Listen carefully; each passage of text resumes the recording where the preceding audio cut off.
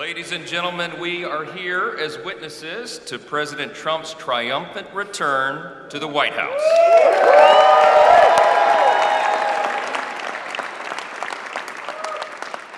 Right now, already this morning, you can feel it around the country. We certainly felt it here in the city. America is coming together and roaring back again, and it begins today, as the president just told us. I know we'd all rather be gathered together on the National Mall with hundreds of thousands of our closest friends, but our disappointment is well overcome with our excitement for the future that we feel today. We have the chance to make the next 4 years the most consequential period in our nation's history.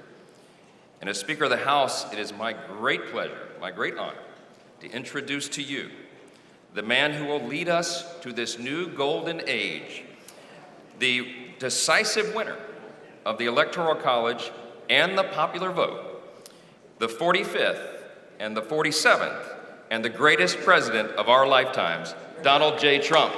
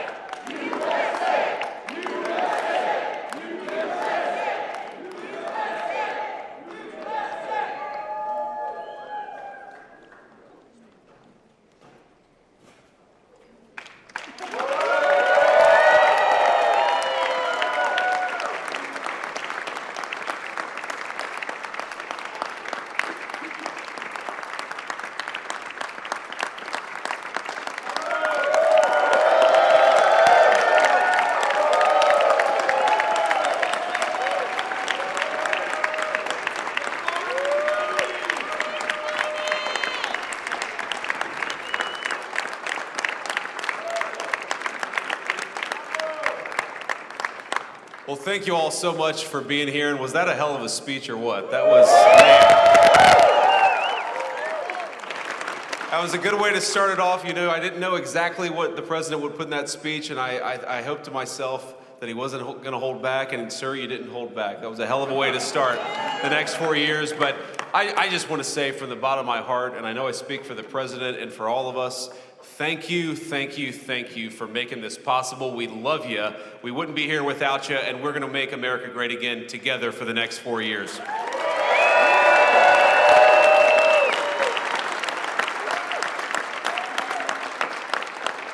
And the last thing I'll say is, you know, having stood outside for about 5 minutes to wave goodbye to the Bidens, thank God we moved that thing indoors because it was a beautiful ceremony and it was cold as hell outside. So, sir, the 45th and 47th President of the United States, Donald J. Trump.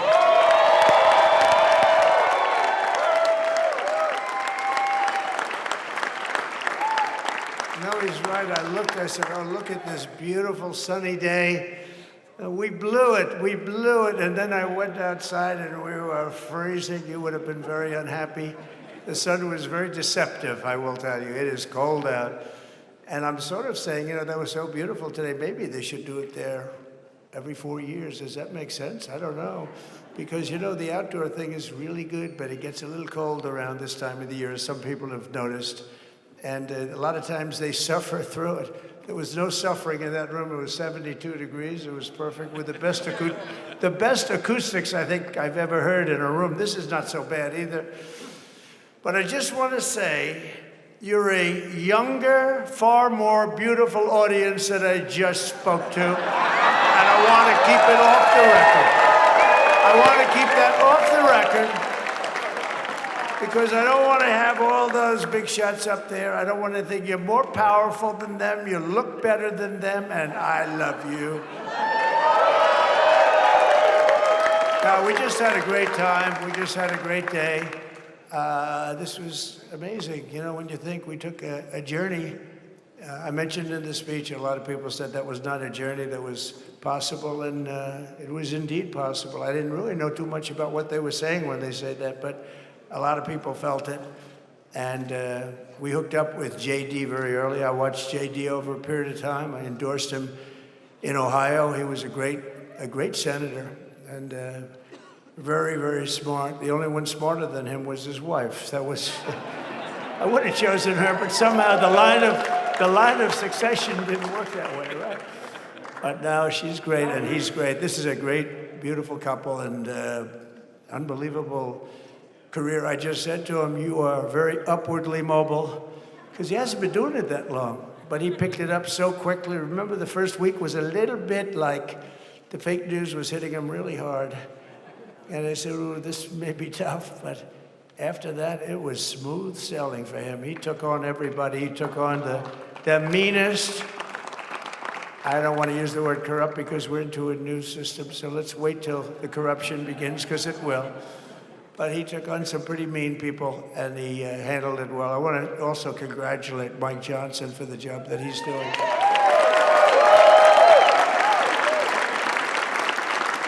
Steve, we gave him a majority of almost nothing, and then I said to make it tougher on him, let me take 2 or 3 of the people, right? I said, he'll only have to suffer with that for about 3 months. How are they doing, by the way? Are they, is that moving along? Totally uniform. I said, do you mind if I take this one, that one, and a couple of others? He didn't mind. He can handle it.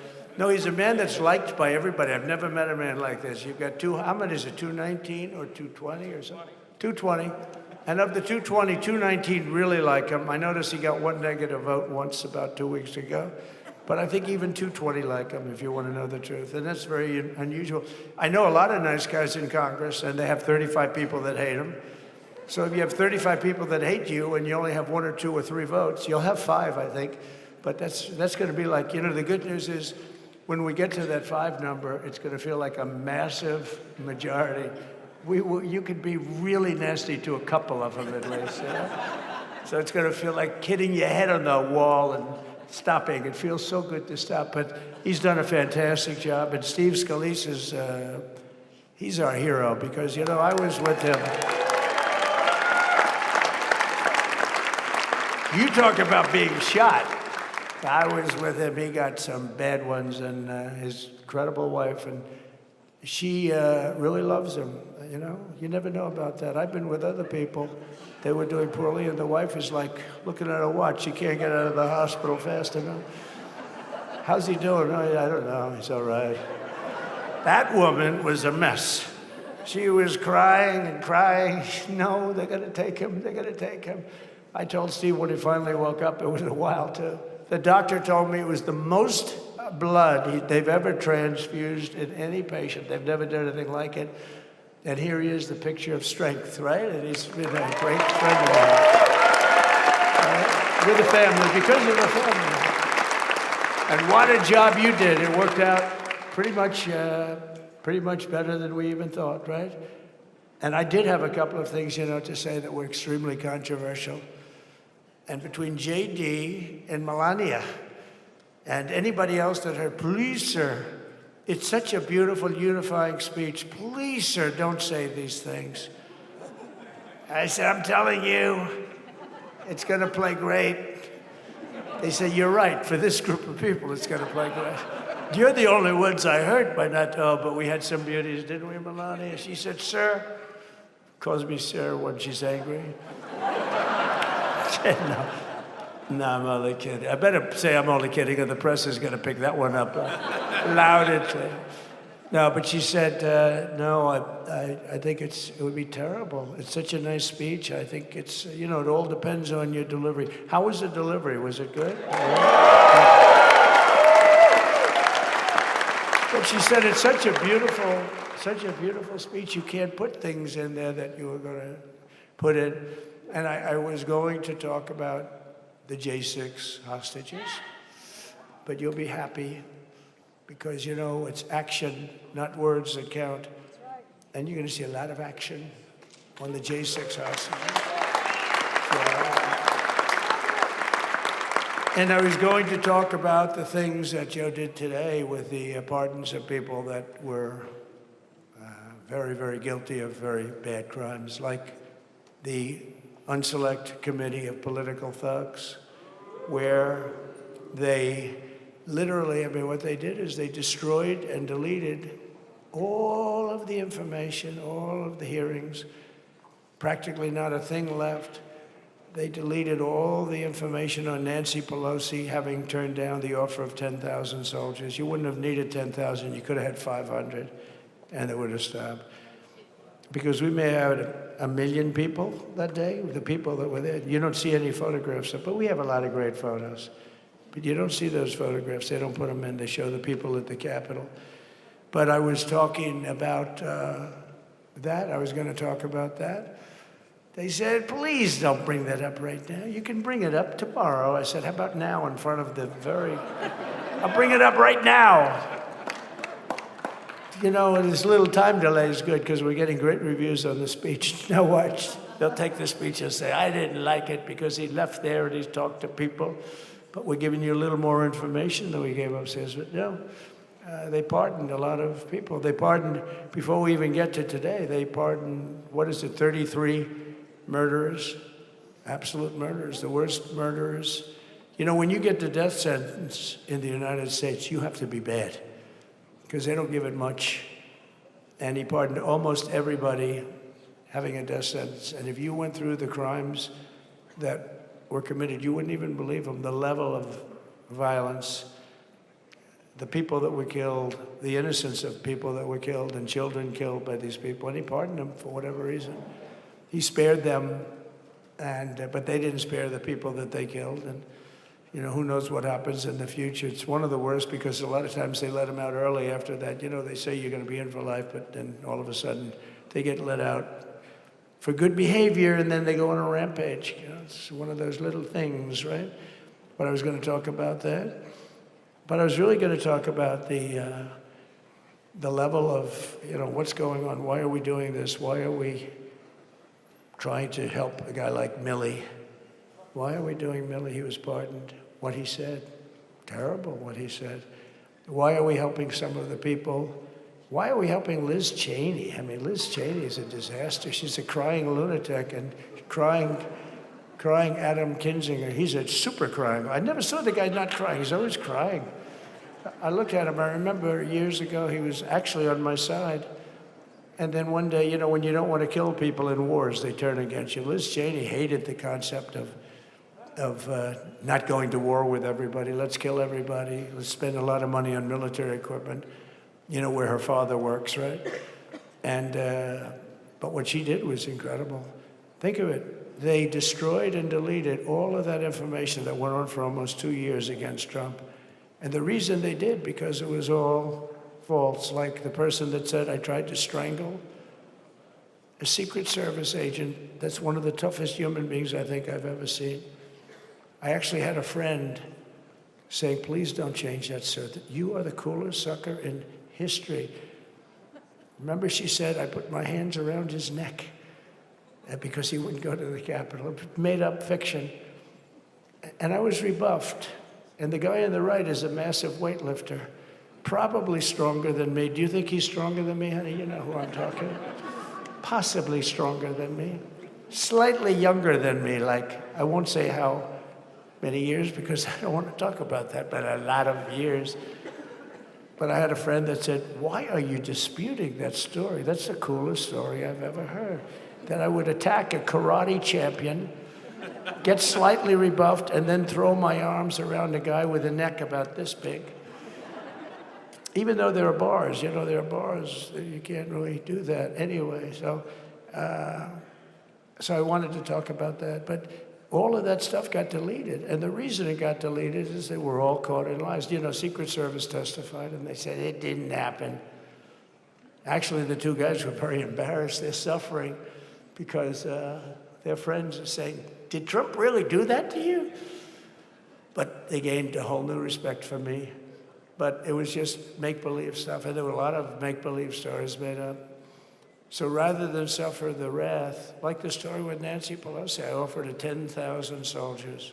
She knows it. She admitted it on tape that her daughter made. She's a videographer or whatever you call her, which I'm glad she is. So she can't be in good stead with Nancy. But Nancy said it was my responsibility as she's leaving the Capitol. She said it was, and it was. She's in charge of security at the Capitol. But I offered them up to 10,000 soldiers, even more. One time I said more, as many as you need. But you needed 400 or 500. If 4 or 5, you 10,000, that would be more than the number of people there by lot. But we offered her 10,000. Think of it, 10,000 soldiers. In other words, J6 wouldn't be J6. There would have been no J6. But she rebuffed them. She didn't like it. No, she didn't like it. Maybe she wanted that to happen. But she's guilty as hell. And now we would have to go through the process because they destroyed all evidence. They deleted everything. There's virtually nothing left. The other fake story and so many other fake stories. And many people came out on our side. And those people now, we've got to find them. There's nothing left. So that's a criminal offense. If that were a civil case, it would be a criminal offense. If that happened civilly where you did that, it would be a criminal offense. So I decided I'm not going to make this speech complicated. I'm going to make it beautiful. I'm going to make it a unifying speech. And then when they said we have a group of people that are serious Trump fans, I said, this is the time to tell those stories.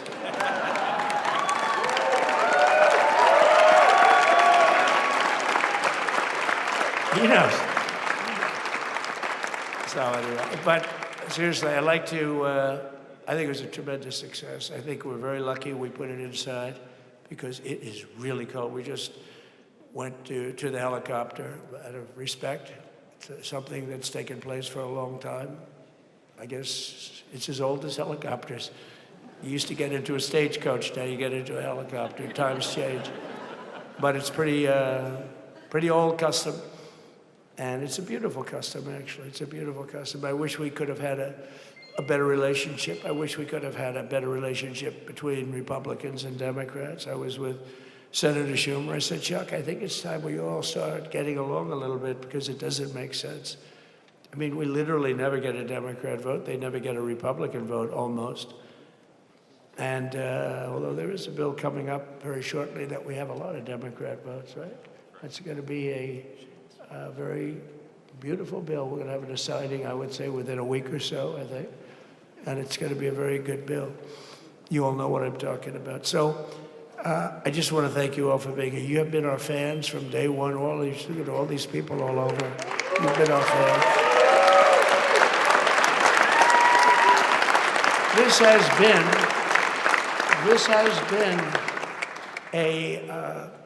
there's never been anything like it. There's never been anything like it. This has been a movement like no movement ever in history for probably any country, let alone this country.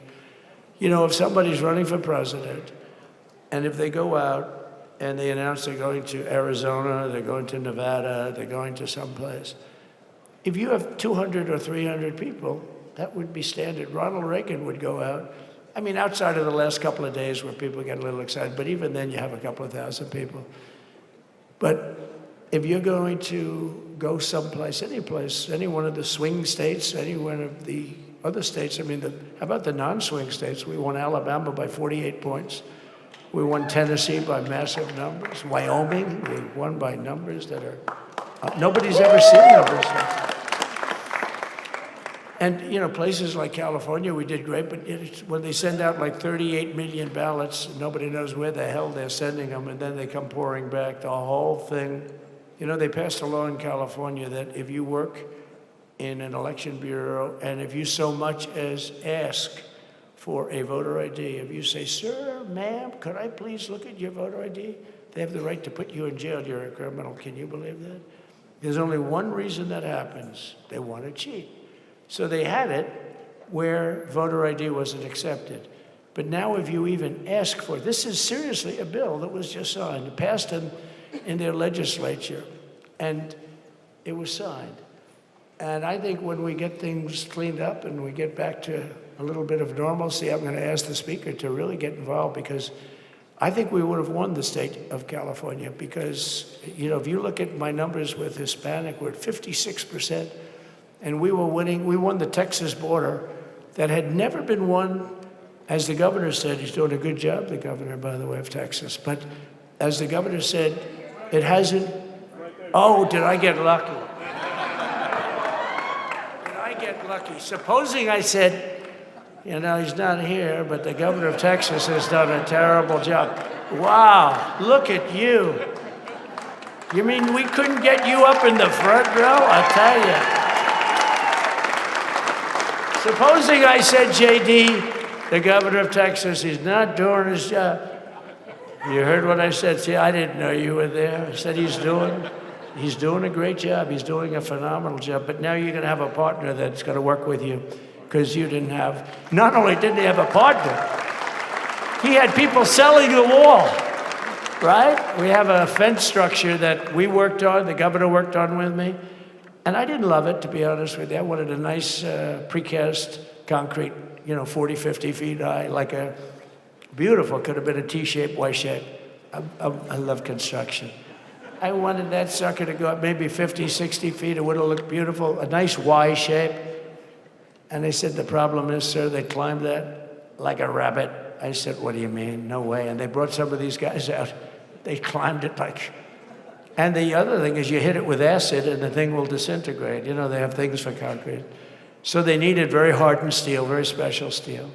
And then they needed 7,000-pound concrete inside that steel, you know, inside that steel. And then they have a rebar that's the toughest steel made. Very hard to cut. So this is why very little is cut. I mean, it's right. And then they put a anti-climb panel on top. I hated it. I said, it's so unattractive. And I said, why would that work? I don't believe it works. And I went to watch the Border Patrol, gave a display. We had actually two sets of climbers. The guys that climb up walls with drugs on their back, I mean, they got like 60, 70 pounds of drug, and they go as fast as you can walk. They go bip, bip, bip. Or we have Mount Everest type climbers. And honestly, the drug guys were much better. I couldn't believe it. The drug guys blew them away, right? But it's true, the anti-climb panel, they couldn't get around it. They just couldn't. When you didn't have it. So sometimes you sacrifice beauty for efficiency. And we did. So we built this wall, and we built over 500 miles of wall. That's why we had such good numbers. The famous chart that came down, very thankfully, the chart that came down on my right, Governor. Had I not looked over there, I'm not speaking right now. You might be speaking here. You want to know the truth? You, JD, have got a lot of great people in this party, but I got very lucky, but we had the best numbers we've ever had. But I bought, you know what happens is when you fill it up, it's like water. You fill it up. Now we have 571 miles of wall. And they would always say, you know, when we renovated a wall, so there'd be like a piece of plywood sitting there for 60 years, or a 2x4 sitting for 60 years on the ground and rotting. Because, you know, and they say, you didn't build a new wall. Here we're building 50 feet up in the air, 30 feet sections, 50-foot sections, all steel, all concrete, all everything. And all, by the way, they don't even want me to say this, but what the hell, it doesn't take that long time. They're all wired for all of the equipment. We put wires in everything so they can easily wire for all the different types of equipment. And if there's a doubt, we have a wire. Whenever we just look, you just find the wires all over the place up top, so we can just hook it up. We don't have to have wires on the outside, which wouldn't do too well, right? So anyway, so we built an extra 200 miles of wall, and the governor wanted to buy it. He tried to buy it, and they wouldn't sell it to him. He wanted to put it up himself. Could have been done in 3 to 4 weeks, 200 more miles, because when you do it now, they just keep going further out, further out, further out, getting around. So we did an extra 200 miles, and it was all bought. And they announced that they're not going to put it up. And that's when I realized they wanted open borders, and that's when I realized that people are going to come pouring through the wall like nobody's ever seen before, but you've seen it. A lot of you are here because of that. I made it my #1 issue. They all said inflation was the #1 issue. I said I disagree. I think people coming into our country from prisons and from mental institutions is a bigger issue for the people that I know. And I made it my #1. I talked about inflation too, but you know, how many times can you say that an apple has doubled in cost. I'd say it, and I'd hit it hard, but then I go back to the fact that we don't want criminals coming into our country. We don't want the jails of every country in the world virtually being deposited into the United States. And that man had to suffer with it. And he did an unbelievable job. I'll tell you, he was a very popular governor, but now he's like an unbeatable governor because of your border policies. He was fantastic. And he really was. So. Governor Abbott he's a great man, a great leader. And, but it did make him did you do it? You didn't do that for politics. You did it because you wanted to do the right thing. But I'll tell you, it sure as hell worked for politics, too. It's self-preservation, that's right. But no, because the people are demanding it. The people of Texas are demanding it. The people are demanding it all over. So anyway, we built it, and they wouldn't let us use it. They wouldn't let the governor use it. And other governors, they wouldn't let him use it. But he was the leader of the pack and did a great job. And then we heard about a month ago that not only wouldn't they let us use it, they were going to sell it for 5 cents on the dollar. Now, 5 cents on the dollar then, but today it would cost more than twice as much to build because we bought it like 6 years ago. And it was just sitting on the ground, and that does not do well for the whole thing. But it was just sitting on the ground, and I heard about it, and I called the governor, and I called a lot of people, your attorney general. And here's the story. They were going to buy it, and these are great business people. They were going to buy it for 5 cents on the dollar or less, and they were calling us up, we'll sell it to you for 200 cents on the dollar. In other words, it will cost you twice as much, so it's 200 cents on the dollar. I said, can somebody explain that to a judge? I mean, how corrupt is that? You'd think they'd say, maybe we'll sell it to you for 20 cents, 30 cents, but not 200 cents. So they were going to buy something for 5 cents, and they were going to sell it to us for a fortune. They were going to make they'd have it down in Fortune magazine, they'd put it of the deal of the year, okay? You buy something like that. But it was so corrupt and so horrible. And when we told that to the administration, they didn't care. They just kept going forward. They couldn't care less. And they kept going forward. They knew that they were trying to sell it back to us. They would have sold it back to us. You would have ended up buying it. You would have paid probably 50, 60 cents, who knows. But they were going to use it for scrap metal, but then they made a much better deal. They could just buy it and sell it to us for 15, 20 times what they paid. 20 times, think of it, like 20 times what they paid. And we wouldn't let it happen. And the governor with his attorney general, Ken Paxton, they made a fantastic, they're a good lawyer. He's pushed around pretty good by people, right? I said, you got a great attorney general. They should leave him alone. He was with me. But Ken and the governor went to court, and a judge actually became incensed and actually called for an investigation. How could a thing like this happen? So he stopped it. So we're waiting to put that wall up. And now that you have a new president, that wall will go up so fast. The governor will complain, sir. This is Greg Abbott, sir. Please, the wall is going up too fast. Please don't do that.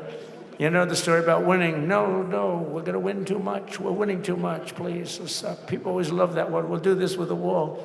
Governor Abbott calls, sir, the wall is going up too fast. We can't take it. We just can't take it. No, I think you'll be very happy if the wall goes up too fast, right? But we'll get that dude and we'll work with you on that. But it was a great decision by a great Texas judge, right? And it was beautiful to watch. He stopped them right in their track. I mean, they were literally loading this stuff onto trucks. It was terrible. Honestly, it was terrible. And he wouldn't take it. So I'm so glad I mentioned that they have a really good governor in Texas. And I swear, I didn't know he was here. I swear to you, it sounds like a setup. I didn't know you would end. Did I get lucky? I said the right thing. Because there have been moments when I wasn't so happy with him, you know? But not too many, I can tell you that. So anyway, it's good to see you too, Governor. Great. But I just want to thank everybody. You've been incredible. I recognize so many of you. It's so crazy. But this has been a long journey. This was a journey that started in 2015, probably started 20 years before that. People used to say, you're going to run for president? You're going to run? And I always said, no, I don't want. And then one day I said, let's give it a shot. And what I talked about then was the border, too. I think it probably was the #1 issue for me. Back in 2015, 2016, I talked about the border. And now I talked about the border, but this border is much worse. We fixed the border. It was totally fixed. There was nothing to talk about. 2020, by the way, that election was totally rigged, but that's okay. It was a rigged election. You know the only thing good about it? It showed how bad they are, showed how incompetent, and frankly, historically, this is a much bigger event. If that would have gone like it should have. The bad thing about it is some bad things happen, like a lot of people in our country that wouldn't be in our country right now. So, that's the bad part. But I will say that it started in 2015, and right from the beginning, we went to the top. Day one, they announced Trump, and Trump went to #1 and stayed there for the whole primary. And then we took on Hillary. She didn't look too happy today. We took on Hillary, a very nice person, but we took on Hillary and we defeated Hillary, and then we did much better the second time in 2020. We got millions more votes. We got millions, like 10, 12 million more votes than we did the first time. No president has ever gotten that many more votes. I got like 9 million more than anybody else had ever gotten, and they said we lost. And because of that, I said to Melania, what do you think? And she said, you want to do this again? And had we lost, and had I thought we lost, I wouldn't do it again, because that's like the ultimate poll, right?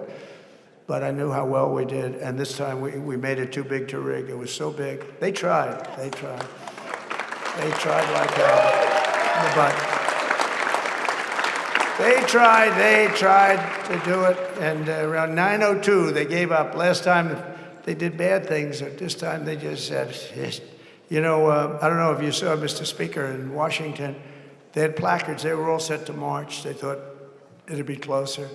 A gentleman asked me, a very respected gentleman asked me yesterday, how come the polls were so wrong? They showed you winning, but not in a landslide. I said, because people that are true Trumpers are so angry at the whole polling system and at the writers, the fake news, that they don't want to talk to anybody. So when you call somebody from Trump, who are you voting for? They say, it's none of your business. I'm not telling you. And that was probably 40% of the people they called. So they would discard that one, and they didn't show that. And then when the election happened, the vote came, and it was much different, much higher than, we're going to win, but they really thought, they couldn't believe, the one man said, it was so much higher. We won all 7 swing states. We won the popular vote by millions of votes, which is hard for a Republican. I'll tell you who came through. The unions came through. The auto workers were great. The Teamsters were great. The firemen were great.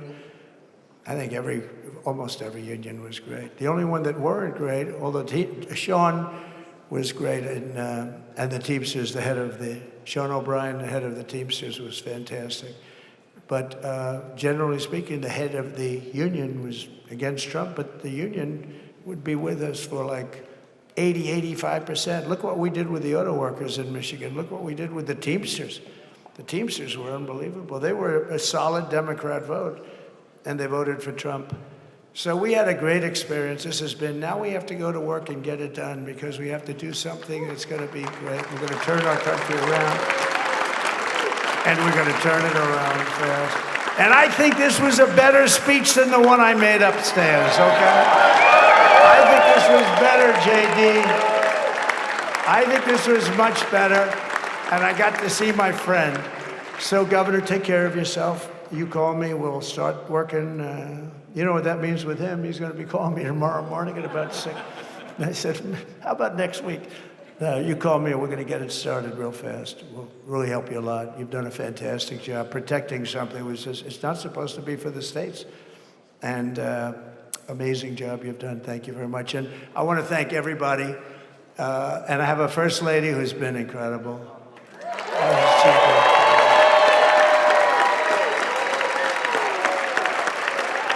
I shouldn't say this. I'm going to get hell when I say this, but her feet are absolutely aching. You know, those heels. And we thought we were leaving. We were going home. Sir, would you be able to go down and say hello to some of your other fans that are here? I said, oh, I didn't know that. Well, did you get to see pretty clearly the picture, I hope? Good. That's good. But because you wouldn't want to make the same speech again, right? But she said, darling, I love you so much, but my feet are killing me. I said, honey, let me just see how far it is. I asked the person. Oh, not that long, maybe 400 or 500 yards. That's 5 football fields. I said, can you make it? She said, we're going to make it no matter what. We're going to make it because we have to do it. Right?